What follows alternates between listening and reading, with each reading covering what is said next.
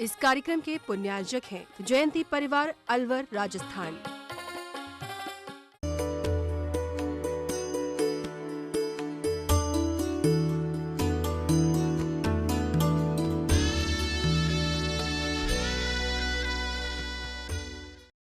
गुरुवर कुंद कुंद महाराज की जय। आचार्य श्री गुरुवर विद्यासागर महाराज की जय। परम पूजनीय मुनि श्री सुधा सागर जी महाराज की, समस्त मुनि संघ की नमस्ते। महाराज सामने जो कुर्सी पर बैठे हैं मोबाइल बंद करें और सामने पैर करके नहीं बैठे, ऐसा मुंह करके बैठे।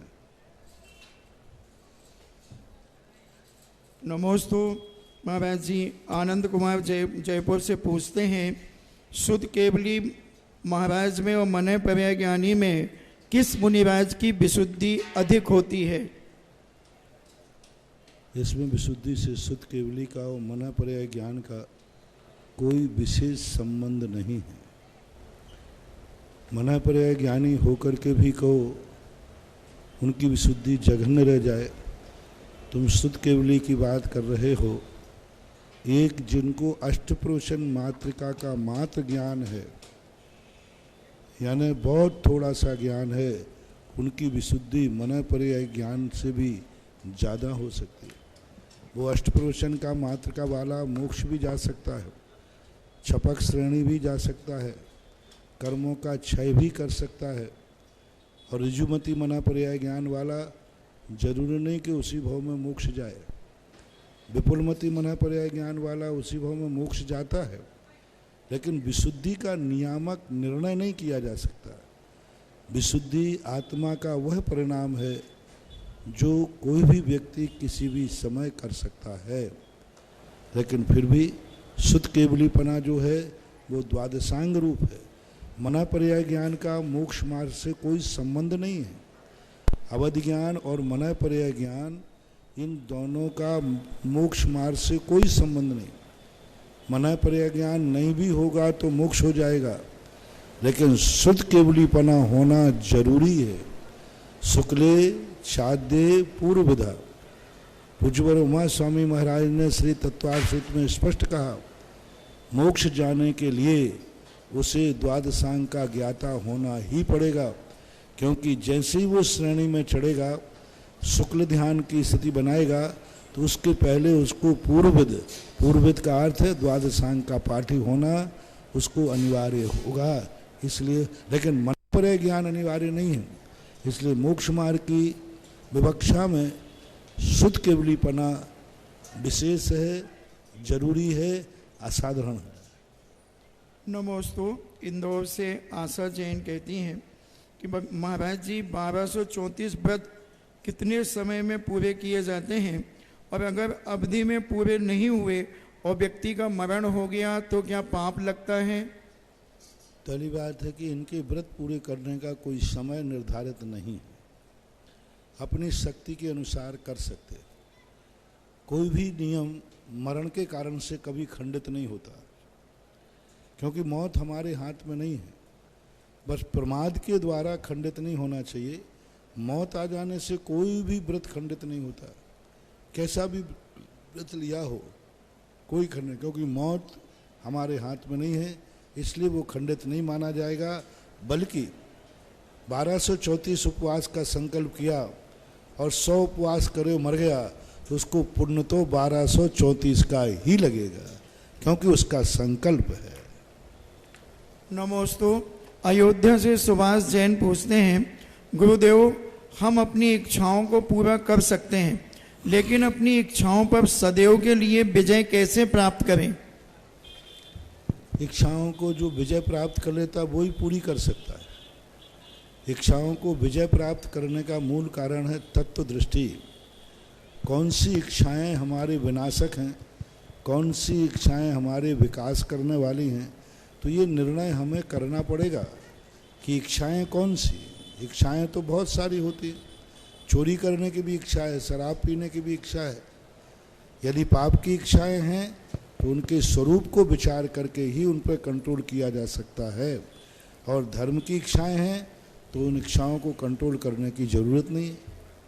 प्रियंका जैन बेंगलोर से पूछती हैं, नमोस्तु महाराज जी, आपने पिछले 2-3 साल में 3 बड़े बड़े तीर्थ बनवाए और तीनों तीर्थंकरों के मंत्र प्रदान किए, तो राशि के अनुसार किस राशि वालों को कौन से तीर्थ पर पूजा, शांति धारा या किस तीर्थंकर का मंत्र जाप करना चाहिए? इतना डीप में मैं ज्योतिष में उतरना नहीं चाहता। मैं मात्र तीर्थ क्षेत्रों को, धर्म की विवक्षा को लेकर के ही इन तीर्थंकरों के, बड़े तीर्थों के मंत्र दिए, लेकिन किसको कौन सा जपना चाहिए ये झाड़ा फूंकी में आ जाता है। भक्तांबर का उपदेश देना ठीक है, और तुमने कहा महाराज जी जब मैं भक्तांबर स्वाध्याय कराता हूँ तो उस समय बताता हूँ कि ये श्लोक की एनर्जी ये है, इस श्लोक की। फिर कई लोग कमरे में आ जाते हैं, बोले महाराज जी हमें फलानी बीमारी है, कौन सा श्लोक पढ़ूँ? तो मैंने कहा स्टेज पर उपदेश देना प्रवचन है और कमरे में देना झाड़ा फूकी है। मैं झाड़ा फूकी वाला महाराज नहीं हूँ, इसलिए व्यक्तिगत रूप से मैं किसी भी चीज़ को नहीं बता सकता, क्योंकि वो झाड़ा फूकी के अंतर आता है। हाँ, हम अपने मंत्र की महिमा, हमने अपने भगवान की महिमा ये बताने के लिए मैंने बता दी कि इस मंत्र में क्या शक्ति है, ये मंत्र किसको फेरना चाहिए, ये विषय मेरा नहीं है। हम तो मात्र मंत्र की शक्ति बता देते हैं कि इस मंत्र की यह शक्ति है, इसलिए उस झाड़ा फूकी के चक्कर में नहीं पड़ सकते। और 3 महातीर्थों का जो क्षेत्र बने उनको मैंने बहुत, और उनकी महिमा तो बहुत बड़ी है। अभी देखो उनकी महिमा सुन सुन करके सूरत का एक ग्रुप आया, वो संकल्प लेके आया कि राजस्थान में जितने महाराज ने तीर्थ बनाए हैं हमें हर तीर्थ पे जाना है। अब पीली शर्ट वाले खड़े हो जाओ थोड़ा भाई, देख ले मैं सब लोग देखो, ये लोग पूरा ग्रुप अभी कितने दिन से, 8 दिन से, 10 दिन से हैं, 10 दिन में पूरे राजस्थान वो सूखा क्षेत्र था जहाँ महावीर जी तजारा, पदमपुरी, 1, 2, 3 क्षेत्रों को छोड़ करके वो भी उधर ही उधर निकल जाते थे। भीलवाड़ा, अजमेर, इन क्षेत्रों पर तो लोग तीर्थ यात्रियों का आना नगण्य ही था। लेकिन अब देखो गुजरात वाले भी राजस्थान की तीर्थ क्षेत्र का मन बनाया और अभी सभी तीर्थ क्षेत्रों पर होकर आए और सारे चेहरे खिले हुए थे, आनंद से भरे हुए थे। उन क्षेत्रों की वंदना करके इनको ऐसे लग रहा जैसे हमने बहुत बड़े बड़े तीर्थ क्षेत्रों की वंदना की। तो तीर्थों की स्थापना, उनकी एनर्जी, उनकी शक्ति, उनकी महिमा बताना हमारा कर्तव्य है कि हम अपने भक्तों को, श्रावकों को तीर्थ क्षेत्रों की, किस तीर्थ क्षेत्र में किस प्रकार की शक्ति है, कौन सी मूर्ति कितनी एनर्जी वाली है, तो ये उपदेश देना मेरा कर्तव्य है। और उस उपदेश को ही आप आदेश मान लें, उस उपदेश को ही आप मान के और तीर्थ यात्राएं करें, उनको वहाँ वह सब कुछ मिलेगा जो जो हमने प्रवचन में कहा है, जो जो जिस मूर्ति के सामने कहा है वो सब कुछ वहाँ मिलेगा। महेंद्र जैन पत्रकार इंदौर से पूछते हैं, नमोस्तु गुरुदेव, समर्पण के साथ वह कौन सी शर्त है जो एक सामान्य व्यक्ति को सच्चे देव सास गुरु से जोड़कर इस बैतरणी से पार लगा सके? कृपया मार्गदर्शन दीजिए। सच्ची श्रद्धा समर्पण के साथ यदि व्यक्ति का परमार्थ को प्राप्त करने की इच्छा है, संसार से छुटकारा पाना चाहता है, जो व्यक्ति संसार से ऊब गया हो, संसार के पुण्य और पाप के फलों से ऊब गया हो, वह व्यक्ति समर्पण के देव साथ गुरु के समर्पण के बाद उस चीज को पा सकता है कि वह अब संसार में नहीं भटकेगा। संसार की बैतरणी से पार करने का एक ही तरीका है, क्या तुम संसार से ऊबे हो? क्या तुम्हें संसार में ऐसा लगने लगा है पुण्य का फल, पाप का फल नहीं? जिसके यहाँ मकान नहीं है, फुटपाथ पे है, उसकी बात नहीं। जिसके पास बहुत अच्छा मकान है, हवेली है, बंगला है, फ्लैट है, क्या वो कभी जेल खाना लगा? जेल खाना महसूस हुआ? क्या बहुत अच्छी सुशील नारी है, परिवार है, क्या वह बेड़ी प्रतीत हुई? क्या संसार के पुण्य के फल में आई हुई वस्तुओं को तुम्हारी उबासी आई कि नहीं ये पुण्य के फल से है, लेकिन ये मुझे बंध का कारण है? तो जब व्यक्ति संसार की बैतरणी से तरना चाहता है, उस व्यक्ति को नियम से संसार के कार्यों से क्या वो ऊब गया है या रुचि है? यदि संसार के कार्यों में तुम रुचि ले रहे हो, तुम तो शादी की सालगिरह मना रहे हो, तुम कभी ब्रह्मचर्य व्रत ले ही नहीं सकते। तुम तो जन्मदिन मना रहे हो, तो तुम्हारा जन्म कभी नष्ट हो ही नहीं सकता, क्योंकि तुम्हें तो जन्म में खुशी आ रही, और जिस चीज में खुशी आती है कर्म उसे फिर से प्राप्त कराता है। जिस जिस चीज में तुम्हें खुशी आती हो वो फिर से मिलेगी, और जिस जिस चीज से तुम ऊब गए हो वो नहीं मिलेगा, वो नहीं मिलेगा, वो कट जाएगा। इसलिए संसार में जो भी वस्तुएं हैं उनके संबंध में निर्णय करो, क्या तुम उससे उदासीन हुए हो?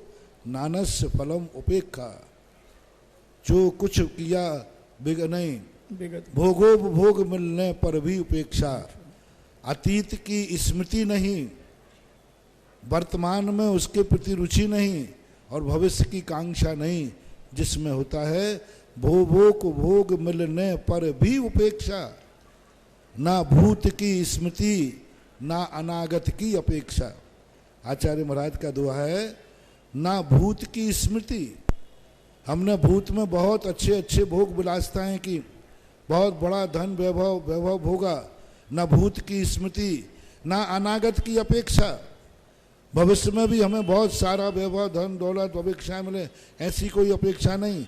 भोगोपभोग मिलने पर भी उपेक्षा, वर्तमान में सब भोग मिल रहा है, फिर भी उसकी उपेक्षा करने का भाव आ जाता है, तो संसार की बैतरणी से तर सकता है। सविता जैन गांधीधाम से पूछती हैं, गुरुवर नमोस्तु, जब तीर्थंकर भगवान की सभी क्रियाएं औदिक हैं, तब उन्हें कर्म का आश्रय किस कारण से होता है? उनकी धर्म की क्रियाएं औदैक हैं। औदिक है, तो औदैक ही कर्म के अधीन है, तो उन्हें कर्म का आश्रय होगा। औदैया बंधा, औदैक है तो कर्म का आश्रय है। प्रश्न करने वाला थोड़ा चूक रहा है क्योंकि औदैक क्रिया में तो नियम से बंध ही होता है, तो भगवान की क्रियाएं कोई औदैक नहीं है, कर्म के उदय से नहीं होती, इच्छा से होती। उनको अनंत चतुष्टय प्राप्त हुआ, क्षय से हुआ, कर्म के उदय से नहीं हुआ। उनके सामान्य रूप से जो उनकी प्रक्रियाएं हैं वो अघातिया कर्म रूप कर्म के उदय से बनती हैं, घातिया कर्मों का तो क्षय हो गया। राजश्री जैन गंज बसौदा से, गुरुदेव, मैं 12 वर्षीय श्रवण संस्कृति स्वाध्याय पाठक्रम परीक्षा प्रथम वर्ष के पेपर नहीं दे पाई, मेरा ग्रुप आगे निकल गया है। इस वर्ष मैंने दोनों भागों की तैयारी कर ली है ताकि अपने ग्रुप के साथ रह सकूं। आपके आशीर्वाद से क्या मैं दोनों पेपर दे सकती हूं? इसके संबंध में आपको संस्थान के जो प्रभारी हैं उनसे चर्चा, बेनाडा जी से चर्चा कीजिए, अथवा शीतल जी से चर्चा कीजिए, प्राचार्य अरुण कुमार से कीजिए, अथवा जो 12 परीक्षा प्रभारी विमल जी हैं शास्त्री, उनसे कीजिए, उनका नंबर है वो उसको। क्योंकि किसी एक व्यक्ति के कारण से किसी सैद्धांतिक परंपरा को नहीं बदल सकते, फिर भी आपका यदि सुझाव है तो आप वहाँ सुझाव भेजिए, कमेटी के थ्रू फिर सुझाव मेरे पास आएगा तो हम परामर्श करके इस पर निर्णय लिया जा सकता है। पर लेकिन एक बार आपको सांगानेर बैलेट रूप से ऑफिस में सूचना भेजना जरूरी होगा। अमित जैन महाराष्ट्र से पूछते हैं, महाराज जी, मेरी जिज्ञासा है कि हम लोग मंदिर जी में भगवान का अभिषेक पूजन होने के उपरांत भगवान का प्रक्षाल करते हैं, तो क्या यह सही है? समाधान करें। प्रक्षाल तो देखो आगम में है नहीं, अभिषेक है। प्रक्षाल का अर्थ है मूर्ति की सफाई, मूर्ति में पानी न रह जाए, मूर्ति गीली न रह जाए, मूर्ति में जीव न पड़ जाए। नहीं, अभिषेक को पूजन करने के बाद फिर भगवान का परिमार्जन करते हैं। हाँ, तो मैं कह रहा हूँ ना कि अभिषेक प्रक्षाल तो कोई आगम में है नहीं, मात्र मूर्ति की सफाई के लिए किया जा सकता है।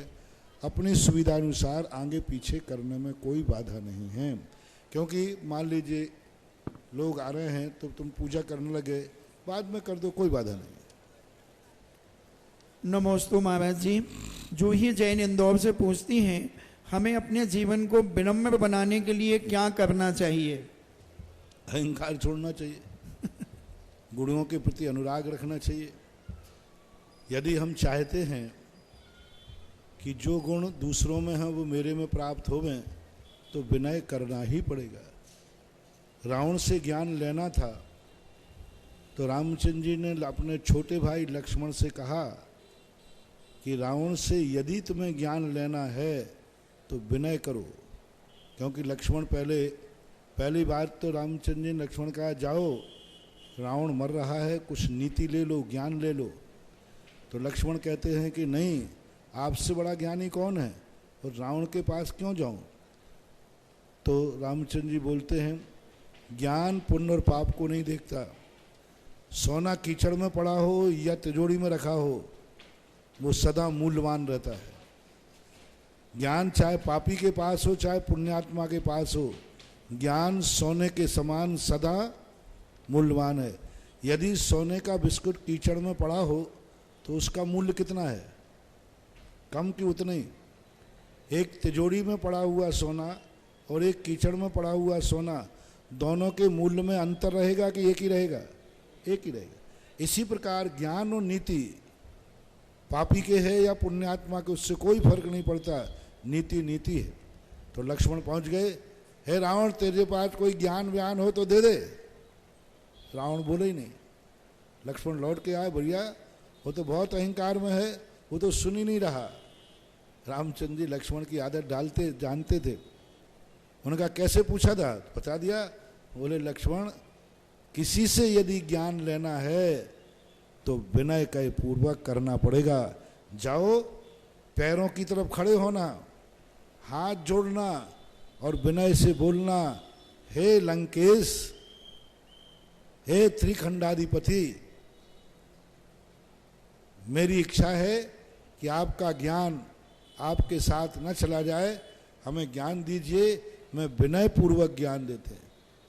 विद्या ददाति विनयम, विनय मोक्ष का द्वार है। इसलिए जब हमें किसी से कोई वस्तु चाहिए हो तो हमें विनम्र होना ही पड़ेगा, और बिना विनम्रता से के बिना हम कोई वस्तु हासिल नहीं कर सकते। हमें भगवान बनना है तो हमें भगवान की विनय करना पड़ती है, गुरु बनना है तो गुरु की विनय पढ़ना पड़ेगी। तो जो चीज़ चाहिए है उसके लिए विनयशील होना ही पड़ेगा। निर्मल जैन मिर्ची अशोक नगर से पूछते हैं, नमोस्तु मुनीश्री, मेरी जिज्ञासा है कि सिद्ध भगवान निश्चय से आत्मज्ञ हैं, तो सिद्ध भगवान में उत्पाद व्यय ध्रुव होता है क्या, और होता है तो कैसे होता है? वस्तु का स्वरूप ही उत्पाद व्यय ध्रुव युक्तम शत प्रतिक्षण होता है। अगुरु लघु गुण के माध्यम से सिद्ध भगवान निश्चय से अपनी आत्मा में लीन है, फिर भी आत्मा के अंदर प्रति अविभागी उपभोग तो कर ही रहे हैं ना। उनको जो अनंत आनंद आ रहा है वो अनंत आनंद में अंतर बैठे हुए शक्त्यंशों का उपभोग कर रहे हैं। एक अखंड दीपक जल रहा है, हवा भी नहीं चल रही, कुछ भी नहीं चल रहा है, लेकिन प्रति क्षण अंदर का घी तो जल ही रहा है ना। तो सिद्ध भगवान जो अनंत सुख भोग रहे हैं, आत्मा का भी उस सुख को भोगने के लिए जो भोगा जा रहा है वो कुछ ना कुछ तो मिट रहा है। इसलिए आत्मा की जो अविभागी शक्ति है वो अनंत सुख के रूप में क्षरण को प्राप्त होती है। उसके माध्यम से शुद्ध अर्थ पर्यायें अगुरु लघु गुण माध्यम से उनमें उत्पाद व्यय ध्रुव होता रहता है। ऑनलाइन जिज्ञासाओं के पश्चात प्रत्यक्ष रूप से विराजित श्रावक श्राविकाओं में प्रथम जिज्ञासा के लिए मैं आमंत्रित करता हूं कल्पना जी सोगानी भिलवाड़ा। उसके पश्चात तैयार रहे विकास जी जैन भिंड मध्य प्रदेश। नमोस्तु गुरुवर। गुरुवर, एक विनम्र प्रार्थना आपसे, केवल एक बापूनगर कॉलोनी ही का मंदिर ही आपके आशीर्वाद से वंचित है। आपका आशीर्वाद जरूर मिला था, लेकिन हमारी गलतीवश उसको हमने खो दिया। तो पुनः आपका आशीर्वाद चाहते हैं, और 8वां जो पंचकल्याणक महोत्सव है आपके द्वारा यो हम ऐसी विनम्र प्रार्थना करते हैं, पूरा समाज ऐसा ही चाहता है महाराज जी, आपका आशीर्वाद। पहले आशीर्वाद नहीं दिया जाता, पहले नमोस्तु किया जाता है। नमोस्तु में ताकत होगी तो आशीर्वाद तो अपने आप मिल जाता है। नमस्ते गुरुवर। प्रश्न है मेरा गुरुदेव। ओम शांति। गुरुदेव के चरणों में बारंबार नमोस्तु नमोस्तु नमोस्तु। गुरुदेव पूजन के अंत में विसर्जन करते हैं तो उसमें बोलते हैं, आए जो जो देवगण पूजे भक्ति प्रमाण तेव जाभु कृपा कर अपने अपने स्थान। उसकी जगह कुछ लोग बोलते हैं तेव मेरे हृदय वसो 24 भगवान। तो इसमें कोई दोष है महाराज जी? प्राचीन पाठ जो है देवों का ही होना चाहिए। वहाँ देवता का अर्थ देव नहीं है, स्वर्गीय देवता नहीं, उसके दो अर्थ हैं। अर्थों के कुछ शब्द ऐसे होते हैं, कोई शब्द रूढ़िगत हो जाते हैं तो लोग उसे वही रूढ़िगत मान लेते हैं। लोगों ने सुधार कर लिया, ये उन्होंने अनधिकृत चेष्टा की। आए जो जो देवगण पूजे भक्ति प्रमाण।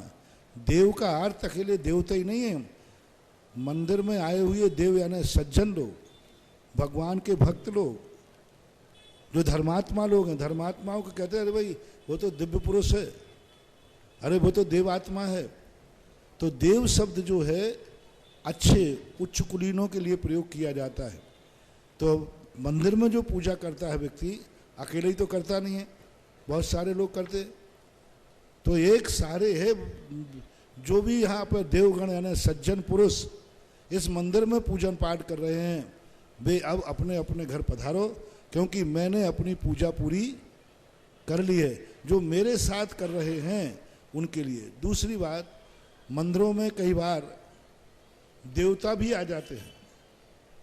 अब कोई तुम्हारे साथ देवता आए, तुम्हारे घर में मेहमान आवे और तुम बिना कहे उससे धीरे से खिसक जाओ तो उस मेहमान को कैसा लगेगा?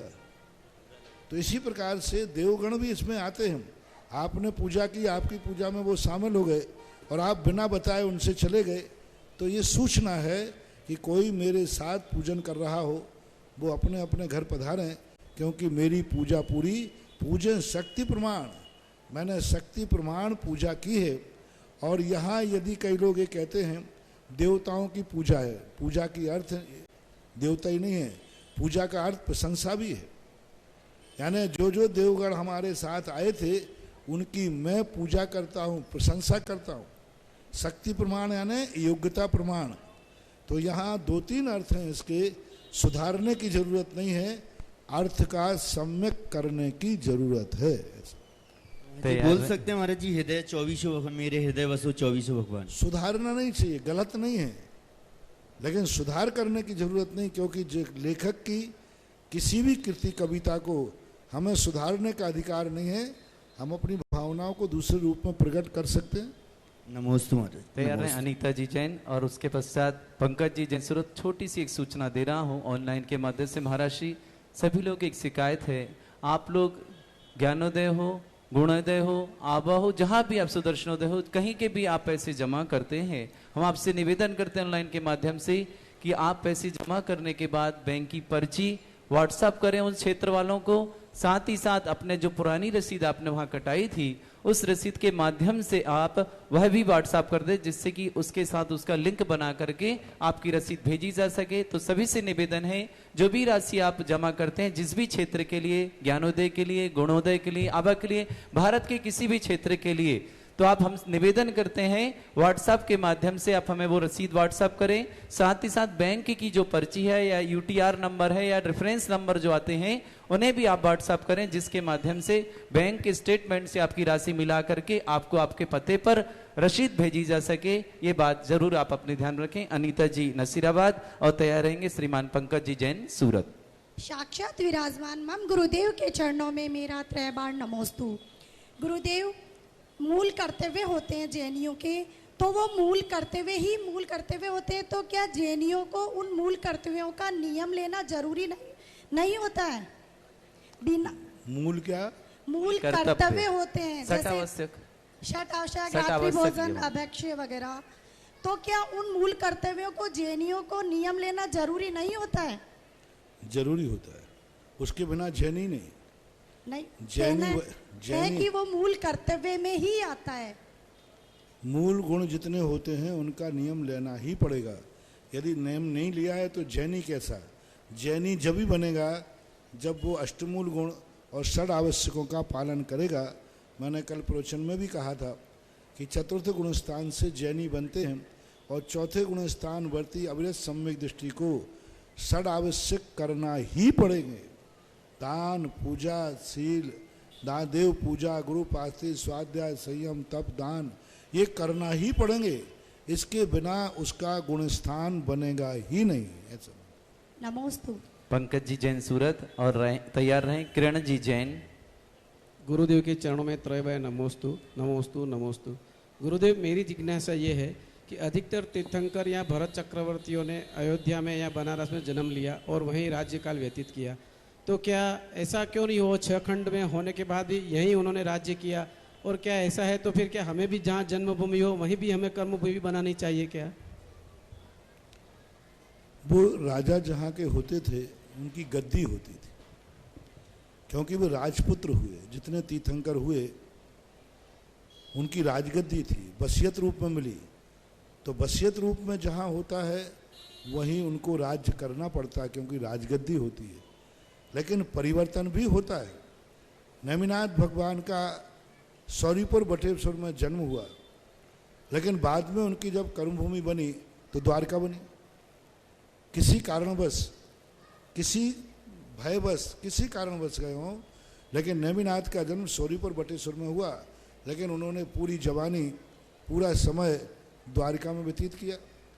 तो परिवर्तन करने में कोई बाधा नहीं है। लेकिन चूंकि राजा महाराजाओं की गद्दी होती है तो उस गद्दी पर ही वो पट्टाधीश पट्टाभिषेक होता है, इसलिए उनको वहाँ रहना पड़ता है। लेकिन सामान्य जन, व्यापारी आदि चौथे काल में भी क्षेत्रांतर होते थे। चारुदत्त आदि धन कमाने गए। श्रीपाल चरित्र में आप पढ़े, राजा श्रीपाल धवल सेठ के साथ धन कमाने गए और समुद्र के जहाज से जा रहे थे। उसी समय श्रीपाल को समुद्र में गिरा दिया। तो श्रीपाल के द्वारा धन कमाने का उल्लेख मिलता है। और भी कई शास्त्रों में लोगों के विदेशों में जाकर, दूसरे देशों में जाकर धन कमाने का उल्लेख मिलता है। लेकिन वो धन कमाने जाते थे, लौट करके अपने घर, अपने देश में वापस आते थे। आज जो है वो विदेश गए, वहीं के नागरिक हो गए। आगे आने वाली जो संतान परंपरा है वो वहीं की नागरिकता ग्रहण करेगी। ये गलत हो रहा है। कमाने के लिए मना नहीं है, कहीं भी जाओ, लेकिन अंत में जीवन के उपांत समय में जब धन कमाने का समय खत्म हो जाए तो अपने देश में ही लौट के आना चाहिए। और कर्म भूमि कहीं भी बनाओ, जन्म और मरण भूमि अपना देश ही होना चाहिए। ये first impression is last impression. पहला जहाँ जन्मा है मरण भी उसी देश में करो। बीच की कहानी जहाँ तुम्हें बने सो वहाँ करो, कोई बात नहीं। नमोस्तु गुरुदेव, नमोस्तु। किरण जी जैन और तैयार रहेंगे श्रीमान भारत भूषण जी जैन अलवर। महाराज एक ऑनलाइन जिज्ञासा श्रावक श्राविका सुशीला जी जैन पाटनी किशनगढ़ से पूछ रही, महाराज श्री मंदिर जी में यदि मूल नायक आदिनाथ भगवान है तो क्या अभिषेक के समय आदिनाथ भगवान की प्रतिमा ही होनी चाहिए, क्या अन्य भगवान को भी उठा सकते हैं? कोई भी भगवान उठा सकते हैं। कोई महोत्सव आदि है तो कोई बात अलग है। बाकी सामान्यतः पांडुक शिला पर किसी भी भगवान को लाया जा सकता है।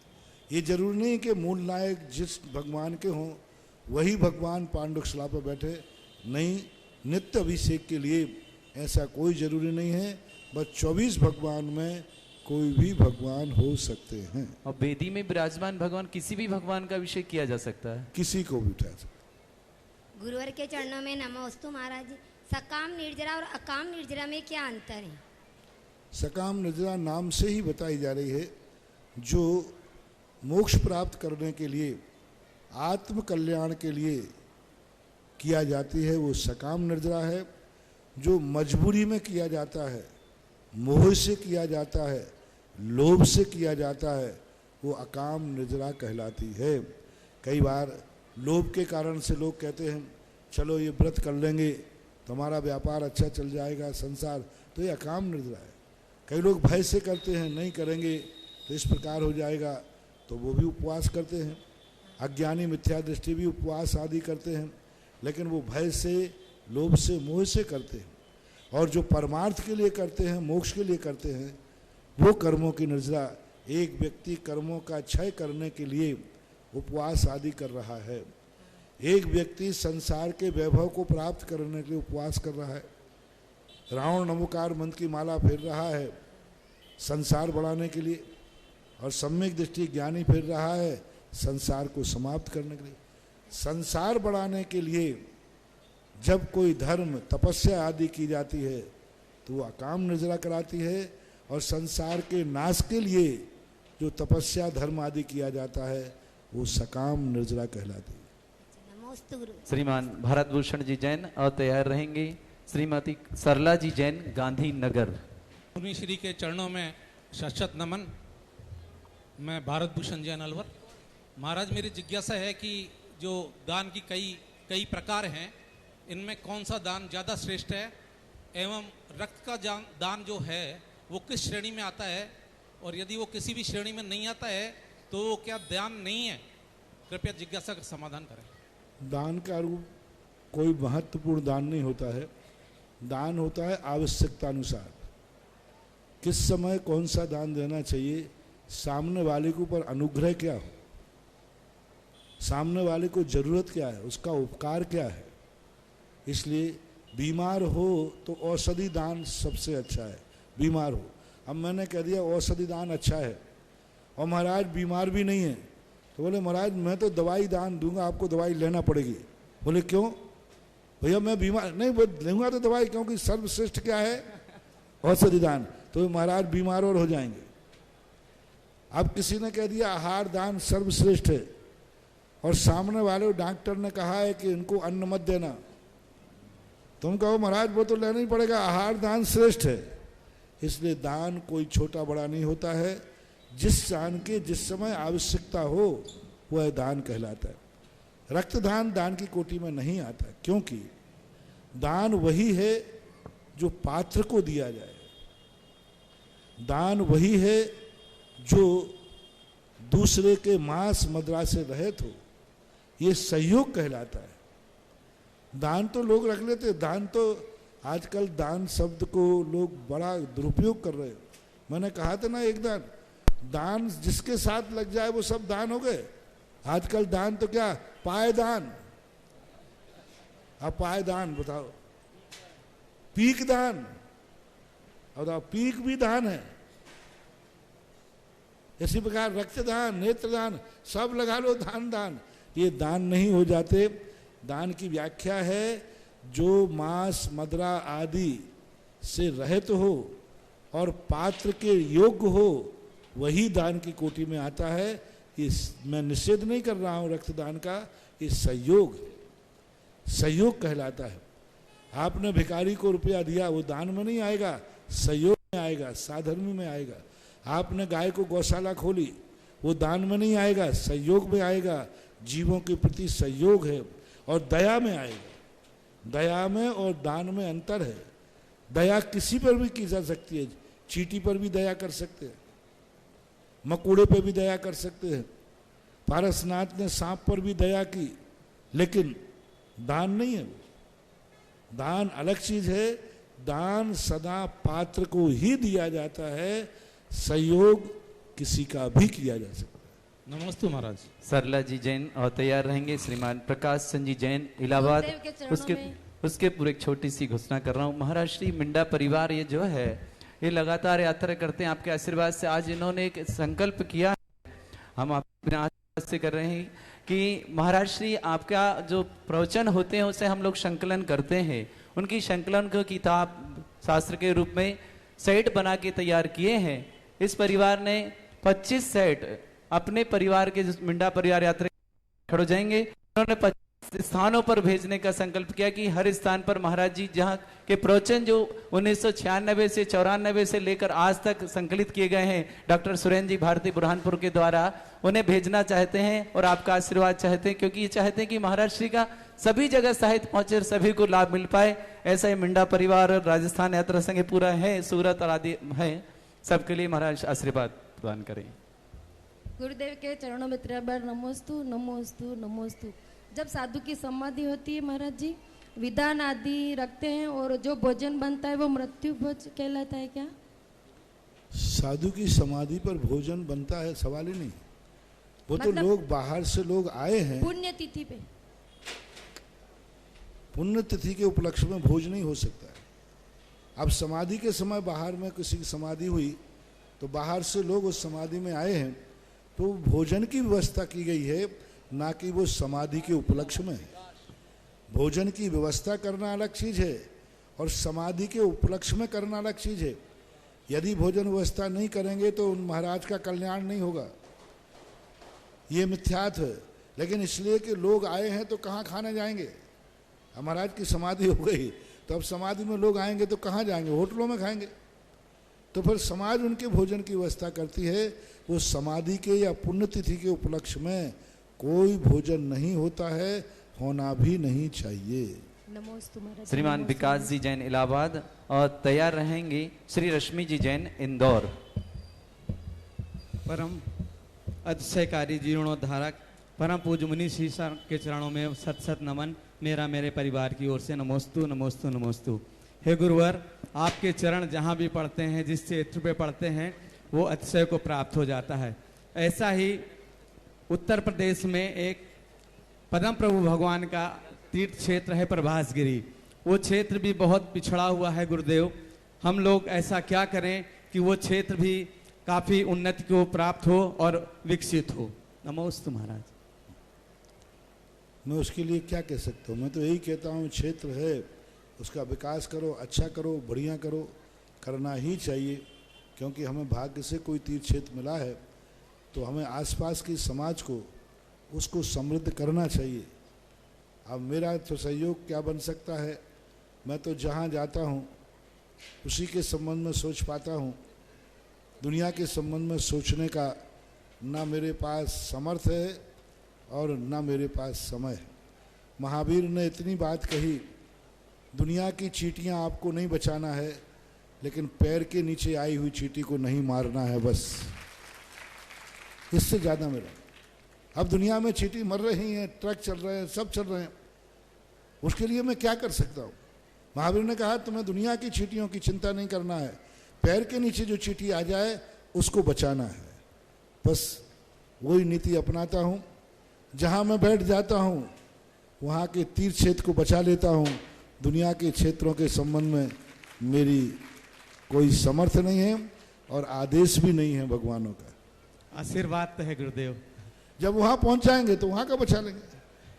नमोस्तु नमोस्तु नमोस्तु स्वामी। रश्मि जी जैन इंदौर और तैयार रहेंगे श्रीमान अंकित जी जैन महुआ। परम पूज्य मुनिवर के चरणों में 3 बार नमोस्तु नमोस्तु नमोस्तु। हे गुरुवर, मेरी शंका है कि षष्ठम काल के बाद जब दूसरा षष्ठम काल आएगा तो उसमें धर्म रहेगा क्या? और अगर धर्म रहेगा तो कौन से भगवान का शासन काल चलेगा? पंचम काल जो आएगा, छठे काल में तो धर्म रहेगा नहीं। पंचम काल में धर्म रहेगा। वो कुलकर जो होंगे वो कुलकर उनकी व्यवस्था बनाएंगे। अब उसमें आगम में स्पष्ट रूप से उल्लेख नहीं मिला कि वे कुलकर जो होंगे वे मंदिर की व्यवस्था भी बनाएंगे, क्या उस समय मुनि महाराज भी होंगे? ये सारा विस्तार से उल्लेख आगम में नहीं मिल रहा है। और क्योंकि ये तो मिला है कि पंचम काल में मंदिर होते हैं, मुनि मार्ग होता है, मुनि धर्म होता है, लेकिन जब बीच में प्रलय पड़ जाएगा, परंपरा नष्ट हो जाएगी, फिर उस परंपरा को, धर्म की परंपरा को शुरुआत कैसे करेंगे? बिना तीर्थंकर के, बिना उपदेश के। तो अब ये प्रश्न ऐसा यक्ष प्रश्न है जिसका समाधान आगम में नहीं मिल रहा है। इतना तो व्यवस्था मिली है कि जब प्रलय के बाद पुनः जो पंचम काल आएगा उसमें कुलकर होंगे, 14 कुलकर होंगे। वे 14 कुलकर इस संसार की व्यवस्था बनाएंगे और संसार की सारी व्यवस्थाओं का उपदेश देंगे। लेकिन वहाँ ये नहीं लिखा कि मुनि महाराज बनने का भी उपदेश देंगे, मंदिर बनाने का भी उपदेश देंगे। इसके संबंध में ना तो निषेध कथन है और ना विधि कथन है, इसलिए निर्णायक रूप से कुछ बोलना संभव नहीं है।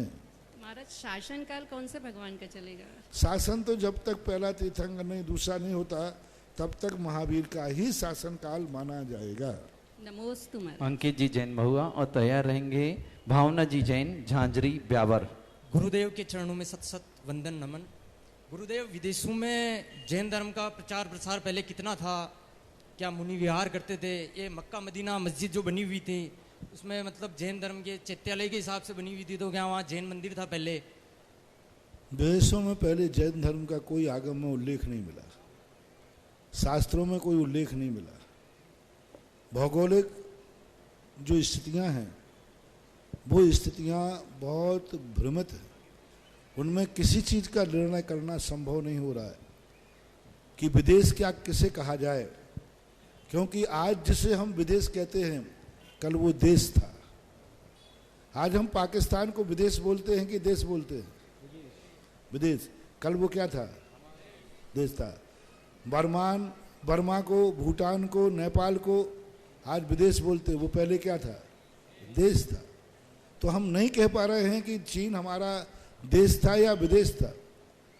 हम नहीं कह पा रहे हैं कि अमेरिका देश था या विदेश था। हम नहीं कह पा रहे हैं कि ईरान, इराक जो हमारे एशिया महाद्वीप है या एशिया महाद्वीप देश था या विदेश था, क्योंकि जब क्षेत्रफल की चर्चाएं करते हैं तो पूरा एशिया महाद्वीप देश में बन जाता है। लेकिन जब वर्तमान की व्यवस्थाओं को देखते हैं तो भारत देश ही बनता है। इसलिए इन स्थितियों को अभी तो यही निर्णय है कि जो विदेश हैं, अमेरिका आदि जो हैं, ये सब विदेश ही हैं, क्योंकि आज तक वहाँ कोई ऐसा प्रमाण नहीं मिला कि किसी तीर्थंकर का विहार हुआ हो, तीर्थंकर का जन्म हुआ हो और तीर्थंकर का निर्माण हुआ हो। अमेरिका में कोई ऐसा अवशेष नहीं मिला और ना ही कोई ऐसी प्राचीन संस्कृति मिली। किंवदंतियां हैं, मक्का मदीना वाली जो बात आप कह रहे हैं, किंवदंतियां हैं। कई लोग आजकल बहुत बड़े इतिहासों को खोजे, तो किंवदंतियों के लिए हम कहाँ तक प्रमाणिक माने? अभी तक अमेरिका में कोई जैन अवशेष ऐसे नहीं पाए गए जैसे भारत में पाए गए। अब भारत में देखो जगह जगह मूर्तियां निकलती हैं, हर साल कहीं ना कहीं निकलती हैं। तो क्या अमेरिका में भी हर साल मूर्ति निकलती है? आजकल अमेरिका में कभी कोई जैन मूर्ति निकली? नहीं निकली। कोई चोरी करके ले गया वो बात अलग है, लेकिन जैसे यहाँ रखी हुई मिल रही हैं कभी नहीं मिली।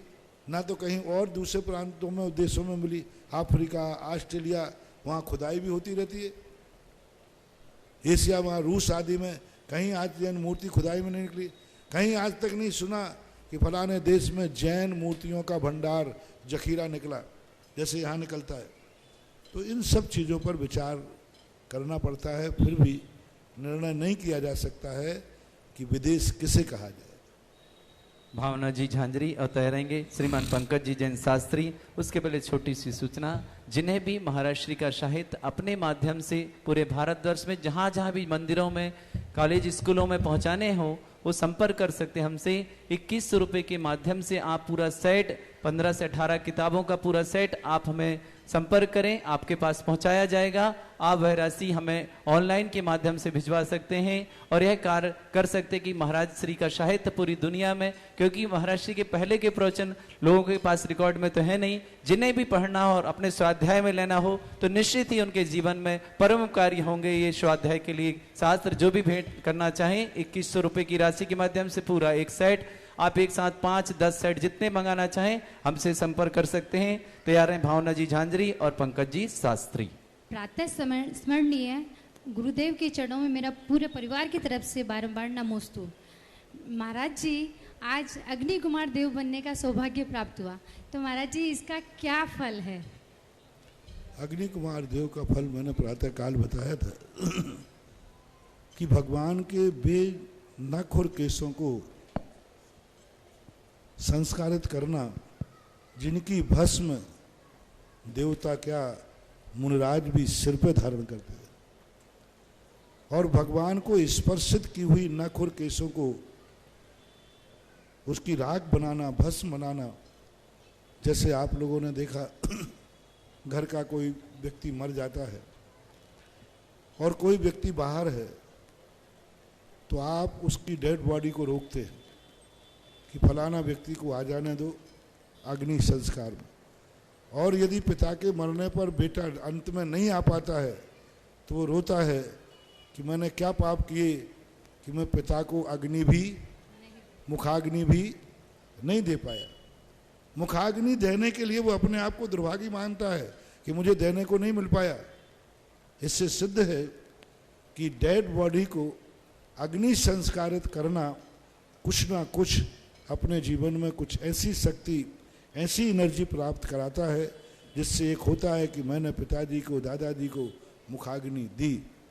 भारतीय संस्कृति में मुखाग्नि का बड़ा महत्व माना जाता है। ये तो तीर्थंकरों की नख और केसों का संस्कार है कि जो नख और केस पूरे जीवन भर भगवान की संगति में रहे, और नख केसों को संस्कारित करना और उस भस्म को पावन बनाना अपने आप में बहुत बड़ा पुण्य और अपनी जिंदगी को एक बहुत बड़ी एनर्जी प्राप्त करना है। और सबसे बड़ी चीज़ है कि वह निरोग दशा को प्राप्त कराता है, क्योंकि भगवान का परम औदारिक शरीर का स्पर्श करके वो नख और केस आते हैं। नमोस्तु महाराज। पंकज जी शास्त्री और तैयार रहेंगी प्रवीणा जी जैन इलाहाबाद। गुरुदेव, आप हमेशा प्रवचनों में कहते हैं जिनवाणी हमारी सच्ची माँ है। महाराज जी, इस पर इतने मार्मिक प्रवचन होते हैं। इसी मार्मिक प्रवचन से प्रेरित होकर महाराज जी गुवाहाटी से सुधा गंगवाल हाथीगोला परिवार ने जिनवाणी का भव्य और आकर्षक जिनवाणी संग्रह है आचार्य श्री के स्वर्ण जयंती समारोह पर शुरू किया महाराज जी। उसमें अनेक आगम ग्रंथ इतनी अच्छी सुसज्जित व्यवस्था से रखे हैं, भव्यता से। तो महाराज जी जो कुछ ग्रंथ जीर्ण शीर्ण थे उसको पूरे गुवाहाटी शहर से जमा किया गया, और महाराज जी लगभग 4000 किलो कम से कम जीर्ण शीर्ण ग्रंथ थे, तो उनको रिसाइकलिंग के लिए भेजा गया। तो महाराज जी जब रिसाइकलिंग के लिए भेजा गया तो उसमें कोई दोष है या नहीं है महाराज जी, ये उनका समाधान चाहते हैं। रिसाइकिल का अर्थ? रिसाइकलिंग वापस गलाकर महाराज जी। देखो, गलाने की बात तो हमारे जीवन में बहुत समझ से परे है। रिसाइकिल क्या है ना, उनका जीर्णोद्धार करना। लेकिन उनको गला करके फिर क्या किया गया महाराज जी? भोपाल में अभी शुरू हुआ है। गला करके क्या किया गया? कागज बनाते महाराज जी उसको। कागज का क्या किया गया? फिर हमारे यहाँ जिसपे जिनवाणी को पढ़ने लिखे गए उनका रिसाइकिल करने का उल्लेख नहीं है, उनको जलाने का उल्लेख। क्योंकि मूर्तियों के लिए या कोई के लिए, डेड बॉडी के लिए हमारे लिए जलाने का उल्लेख है, ना कि उसको रिसाइकिल करने का उल्लेख है। इसलिए तो हमारे धर्म के अनुसार कोई भी अंग का दान करना धार्मिक कोटि में नहीं लिया जाता। उनको यही तो घिया ने कहा था कि आपकी जो वेस्टेज मूर्तियां हैं जो खंडित हो गई हैं, जिनकी आप पूजा नहीं करते हो, उनको यदि हम विदेश में बेचकर पैसा कमा रहे हैं तो आपको तकलीफ क्या है? हम मंदिर की पूजनीय मूर्ति नहीं ले रहे। जो मूर्ति खंडित हो गई, गर्दन टूट गई, हाथ टूट गया, इन मूर्तियों को बेच करके हम जाकर विदेश से पैसा लाते हैं, तो इसमें अपराध क्या है? लेकिन कानून कहता है कि हमारे यहाँ खंडित मूर्ति नष्ट हो सकती है, लेकिन उस मूर्ति से आजीविका या धन नहीं कमाया जा सकता। हम डेड बॉडी को, जो मैंने कहा था, गांधी जी की डेड बॉडी मांगी कि तुम जो पैसा कहोगे वो दूंगा और सारा कर्जा माफ कर दूंगा, तो भारतीय संस्कृति कहती है कि हम डेड बॉडी को जला के राख कर सकते हैं, लेकिन डेड बॉडी को बेच करके पैसा नहीं कमा सकते। राख कर दिया, करोड़ों अरबों रुपया मिलता, खरबों रुपया, कोई पता नहीं था कितना रुपया मिलता, और यहां तुमने जला के राख कर दी। तो उस डेड बॉडी से खरबों रुपया कमा लेना चाहिए था, मर तो गई थी, कि जला देना चाहिए थे। समझदारी क्या है? जला के राख कर दिया और आग के पानी में डाल दिया। इतना पैसा आ रहा था, इतना पैसा, कितने गरीबों का पेट पड़ता, कितने देश का कर्जा चुक जाता। नहीं, महान आत्माओं की आत्मा जिस शरीर में रही हो उसको हम जला करके सम्मान के साथ उसका स्थान देंगे, पैसा नहीं कमाएंगे। ना जाने उस बॉडी, वो डेड बॉडी का वो क्या करेगा, पैसा ले लिए। अब वो काटेगा, पीटेगा, क्या करेगा, खाएगा, पिएगा, क्या उसका होगा, कोई भरोसा नहीं। इसी प्रकार जिन पन्नों पर जिनवाणी के शब्द लिखे गए हैं उन पन्नों के लिए हम पुनः गलाकर कागज बनाने का आगम में उल्लेख नहीं है। उनको जला करके, राख करके उस राख को सम्मानीय स्थान पर डाल देना चाहिए, जैसे डेड बॉडी का। डेड बॉडी को, मुनिराज के शरीर को भी हम बेच सकते हैं, बहुत महंगा बिकूंगा मैं। हाँ, नहीं, ये परंपरा जो चल रही, रिसाइकिल करके उसका होगा क्या, ये बता दो पहले। क्या पुनः जिनवाणी छापोगे? क्या उससे पुनः शास्त्र छपेंगे? हाँ महाराज जी, वो भोपाल में शुरू हुआ है महाराज जी। नहीं हुआ है, व्यर्थ की बातें करने से कोई फायदा नहीं है। रिसाइकिल वाले कागज पर यदि आप जिनवाणी छापोगे, अखबार छप सकता है, पेपर छप सकता है, अच्छी जिनवाणी नहीं छप सकती। तो हमारे यहाँ तो जिन जिनकों पर भगवान की वाणी लिखी है उनके लिए गलाएंगे, फिर कीड़े पड़ेंगे उसमें, तो गलाएंगे, लुगदी बनाई जाएगी और लुगदी बनाते समय उसमें पानी डलेगा, वो लुगदी सड़ेगी, सड़ करके असंख्यात जीव पड़ेंगे, फिर बाद में जाकर वो कागज के रूप में बनेगा। इसलिए मैं मानता हूं कि वेस्टेज है, मैं मानता हूं कि उससे धन कमाया जा सकता है, लेकिन जब गांधी जी की बात वो मुझे ध्यान आई तब से मेरा भी यही विश्वास होता था, क्यों जलाते हैं, इससे कमाई की जाए ना। लेकिन नहीं, एक भारतीय संस्कृति है कि इसको पैसा, ये वेस्टेज नहीं है, ये संस्कृति की रक्षा है। इसलिए मैं तो इसका समर्थन नहीं करूंगा कि जिन पन्नों पर शास्त्र लिखे हैं, जिनवाणी लिखी है, उनको जलाकर राख करना श्रेष्ठ है, उसको पुनः गलाकर लुगदी करना, रिसाइकिल करना मेरी समझ से तो परे है। इसलिए मेरा कोई इसमें समर्थन नहीं है। प्रवीणा जी जैन इलाहाबाद आते रहेंगे। श्रीमान प्रकाश जी जैन पाटनी भीलवाड़ा। महाराज जी नमस्तु नमस्तु। महाराज जी, मेरा ये कौन सा पुण्य कर्म का उदय था कि आज हमने आवाज नहीं आ रही आपकी कुछ? आज हमने तीसरी बार नारेली में शांति धारा देखी और इन्होंने शांति धारा की बोली ली। लेकिन महाराज जी, मेरा कौन सा पाप कर्म का उदय था कि मेरा 25 साल पहले बहुत बड़ा ऑपरेशन हुआ था। जो कह रहे हैं हमने पुण्य उदय है कि 3 बार नारेली में शांति धारा विधान की, वो पुण्य है, किंतु मेरा ऐसा कौन सा पाप को उदय कि मेरा ऑपरेशन कुछ साल पहले हुआ है, कुछ 30 साल पहले कोई उनको बीमारी ऐसी लग गई थी। हाँ, तो उस समय ऑपरेशन हुआ था, कोई अशुभ कर्म का उदय। आपके आशीर्वाद से यहाँ खड़े हैं आपके सामने, आप स्वस्थ होके आपके सामने खड़े हैं, ये क्या? हाँ, तो आप, यदि आपकी श्रद्धा है तो शांति धारा का उपदेश मैं देते इसलिए हूँ कि थोड़ा बहुत भी पुण्य है तो रोगी निरोगी हो जाए। इस ऐसा आपका को आशीर्वाद दें कि अगले जन्म में भी हम जैन धर्म में ही। प्रकाश जी जैन भीलवाड़ा पाटनी और तैयार रहेंगे। स्नेह लता जी जैन भीलवाड़ा। नमोस्तु गुरुदेव। गुरुदेव, इस पंच कल्याण महोत्सव के अंदर 6 दिन तक पूरी सहभागिता मेरी रही और मैं बहुत प्रसन्न रहा और आपका आशीर्वाद से मुझे बहुत कुछ सीखने को मिला।